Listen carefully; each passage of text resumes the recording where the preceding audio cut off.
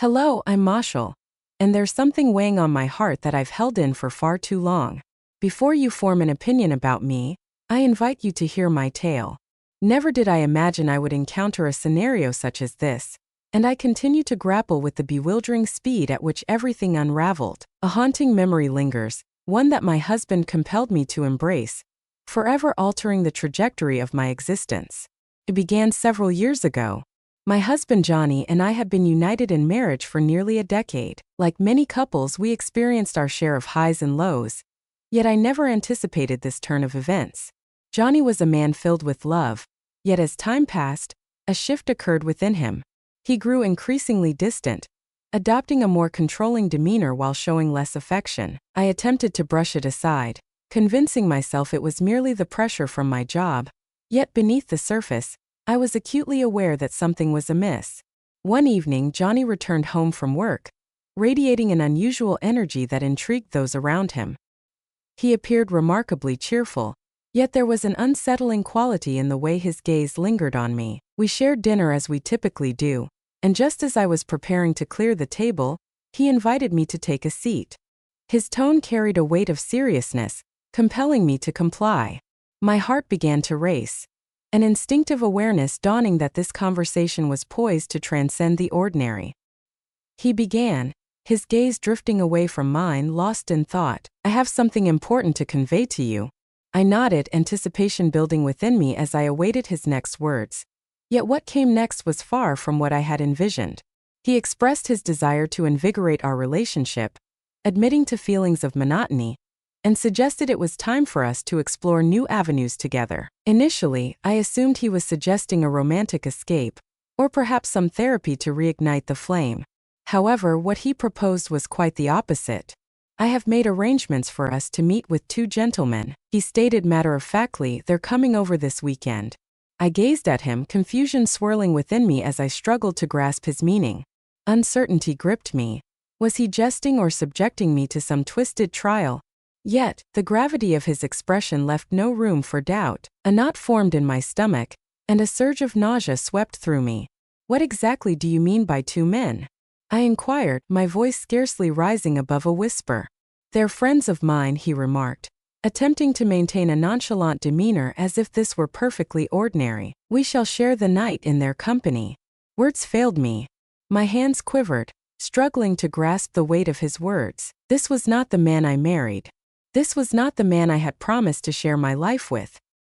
He spoke of inviting two strangers into our home, into our marriage, as if it were a trivial matter. The mere thought of it churned my stomach. Yet, beyond that, a sense of betrayal washed over me. How could he possibly propose such a thing? "Johnny, have you lost your senses?" At last, I found the words, my voice trembling with a blend of disbelief and fury. "This does not reflect who we are. What could possibly compel you to?" Yet, just as I was about to conclude, he interrupted me. "Marshall, this is happening," he declared, his tone cutting through the air. "It is essential for you to grasp this concept. I desire it deeply. A necessity we must have." It was almost unimaginable, the words that reached my ears. I cherished Johnny, yet I found it perplexing that he was urging me towards something so humiliating. It was a moment that seemed poised to fracture the very foundation of what we had created together. I firmly expressed my refusal, stating that I would not proceed with it. I believed that would mark the conclusion of the matter, that he would finally see reason and abandon the notion. Yet I found myself mistaken. In the days that followed, Johnny began to withdraw further into himself. He barely uttered a word to me unless it pertained to the plan. He began to arrive home later than usual, and when I inquired about his whereabouts, his responses were elusive. The air between us thickened with unspoken words, as the warmth that once enveloped our home faded into a stifling quietude. In that moment, a sense of entrapment enveloped me, leaving me feeling utterly isolated and steeped in confusion. How did our marriage arrive at this point? As Friday approached, a heavy dread nestled itself deep within my chest. Johnny remained unwavering in his belief that the meeting would proceed, regardless of my objections. I contemplated the idea of departing, gathering my belongings and stepping out into the unknown. However, I chose not to. Reluctantly, I found myself clinging to the remnants of the man I once believed I understood. I wish for this to be merely a fleeting moment in time, an opportunity for us to navigate together. I found myself unprepared to discard the life we had built together. Yet, I found myself unable to endure the very idea of following through with his scheme. Saturday evening descended upon us with surprising swiftness. The men, whom Johnny referred to as friends, made their entrance right on the dot at 8 p.m. I perched on the couch, fingers tightly woven in my lap, battling the urge to let the tears flow. Unfamiliar faces filled my living room, engaging in conversation with my husband as though they were longtime friends, and I realized I didn't even know their names. The atmosphere was charged with an unspoken intensity, and I sensed their gaze fixed upon me. Observing, anticipating. I yearned to fade away into nothingness, to dash from the house and never glance behind. Then Johnny leaned in closer, his hand gently resting on my knee. "Marshall, the moment has arrived," he murmured softly. I stood paralyzed, an internal tempest urging me to rise and flee, yet my body remained stubbornly still. Johnny's hand rested heavily on my knee, a solid anchor that held me firmly in place. My gaze was averted from him, and the presence of the two men across from me made it impossible to meet their eyes as well. My heart raced within my chest, and the walls of the room felt as though they were closing in around me. "Marshall, if you would be so kind," Johnny repeated, his voice dropping to a near whisper, tinged with desperation. His tone held a certain quality that caused me to hesitate. It was more than mere insistence. It was a profound sense of desperation. After days of searching, I finally caught a glimpse of vulnerability flickering in his eyes. This transcended mere gratification of a distorted desire for him. It revolved around the intricate dance of control and power, intertwined with an elusive depth that remained just beyond my grasp. Yet that did not justify it. Everything about this seemed off. "I can't do this, Johnny," I finally whispered, my voice trembling with emotion. "This does not define us." With a deep sigh, he leaned back in his seat. He rubbed his temples, a gesture of mounting frustration. "Do you really believe this is what I desire?" he murmured, his words drifting into the air, seemingly directed at no one but himself. "This is for both of us, Marshall. Do you not understand that?" "Indeed, that is not the case," I retorted, discovering a flicker of resilience within me. "This journey is for your own sake. Johnny, you've transformed. This has transcended our concerns. It revolves around the concept of control." For a fleeting instant, I believed I caught a glimpse of guilt flicker across his features, yet it vanished as swiftly as it had appeared. He clenched his jaw and rose to his feet, pacing the room like a wanderer adrift in uncertainty. I felt compelled to connect with him, to draw him back to the person I once recognized. Yet, I found myself at a loss for how to proceed. We had drifted so far from our original path, and uncertainty loomed over whether we could ever retrace our steps. As the silence lingered in the air, one of the men, whom we shall refer to as Tony, broke the stillness with a deliberate clearing of his throat. He appeared to perceive the tension, yet an unmistakable impatience lingered around him. "Look," he said, his voice steady yet resolute. "If this isn't unfolding as expected, it may be wise for us to take our leave." I lifted my gaze to him, and in that moment I truly saw him for the first time. He defied my expectations. He exuded a calmness, a respectful air, and his demeanor appeared more sympathetic than I had anticipated. I had constructed a notion in my mind that these men were predators, yet they proved otherwise.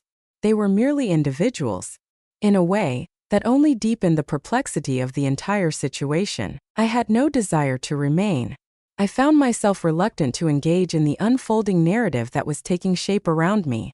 Yet, the burden of it all, the years spent with Johnny, the love we once knew, the flicker of hope that perhaps, just perhaps, things could return to how they were, held me in place. Uncertainty enveloped me, leaving me at a loss for direction. In that moment I was ensnared, overwhelmed by the weight of my own uncertainty. Then Johnny spoke, his voice soft yet unwavering. "Marshall, should you choose to walk away, it will mark the end for us." The words struck me with the force of a gut-wrenching blow. My gaze fell upon him, a wave of disbelief washing over me as I struggled to grasp the weight of his words. He had etched a boundary in the sand, and I found myself at a crossroads, compelled to decide which side I would embrace. Tears threatened to spill from my eyes, yet I fought them back, determined not to reveal my vulnerability to him. I've given you everything, he continued, his voice unwavering yet frigid. I have cared for you, cherished you, and now this single request is all I seek in exchange. I rose to my feet, my legs trembling yet resolute. This is not love, Johnny, I murmured, my voice scarcely rising above a whisper. This is a form of manipulation. His eyes burned with fury, yet I found myself indifferent to it all. I found myself unable to accomplish this task. This is not something I would choose to do. I pivoted toward the door, bracing myself for his shout, for his hands to seize me, for an attempt to halt my escape. Yet he chose not to. Instead, I caught him murmuring softly, a phrase that lingered in the air. You'll regret this. Perhaps I might. Perhaps departing was an error in judgment. Yet, in that instant I realized I had to turn and leave. I refused to allow Johnny or anyone else to push me into a situation that made me uneasy. As I ventured outside, the crisp evening air brushed against my skin, stirring within me a peculiar blend of solace and sorrow. With each step, my legs propelled me down the street, while my thoughts surged like a tempest within me. To what destination shall I venture? What course of action should I take? Answers eluded me, leaving behind a profound ache of betrayal and loss. I meandered for what seemed like an eternity before I finally stood before the familiar facade of my best friend, Sarah's home. I rapped gently on the door, my heart racing with the hope that she was inside. As she swung the door wide, her gaze fell upon my tear-streaked visage, and not a single question escaped her lips. She enveloped me in a warm embrace and guided me through the door. In the days that followed, I found myself at Sarah's side, grappling with the whirlwind of events that had unfolded. A profound emptiness enveloped me, as if a piece of my very essence had been wrenched from my being. I felt a pang of longing for Johnny, yet deep down, I understood that returning was not an option. The harm was irreversible, and the shattered pieces lay beyond the reach of restoration. Johnny attempted to reach me several times, leaving voicemails that fluctuated between remorseful and irate. He was a whirlwind of feelings, and I found it impossible to stay in sync with his ever-changing moods. Ignoring his calls became a habit, and in time, he ceased his attempts to reach out.